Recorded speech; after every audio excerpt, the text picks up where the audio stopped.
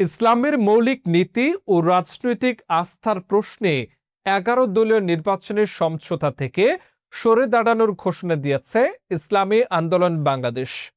শুক্রবার বিকেলে দলের কার্যালয়ে আয়োজিত এক প্রেস ব্রিফিংয়ে দলটির যুগ্ম মহাসচিব ও মুখপাত্র মাওলানা গাজী আতাউর রহমান বলেন, জামায়াতে ইসলামের অস্পষ্ট অবস্থান এবং রাজনৈতিক আস্থাহীনতার কারণেই এই সিদ্ধান্ত নিতে বাধ্য হয়েছে ইসলামী আন্দোলন।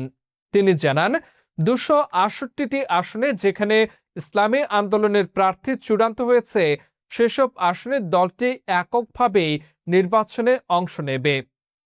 অবশিষ্ট ৩২টি আসনে আদর্শিক বিবেচনায় উপযুক্ত প্রার্থীদের সমর্থন দেওয়া হবে।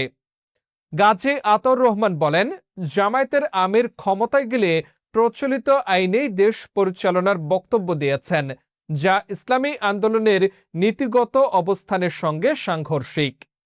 এছাড়া বিএনপির সাথে জাতীয় সরকার গঠনের আলোচনা পাতানো নির্বাচনের আশঙ্কা তৈরি করেছে বলেও মন্তব্য করেন তিনি। সবশেষে তিনি বলেন, ইসলামের পক্ষে যে সমঝোতার কথা ছিল তা এখন আর স্পষ্ট নয়। এই বাস্তবতায় ইসলামী আন্দোলন বাংলাদেশ এই সমঝোতায় থাকা সমীচীন মনে করছে না।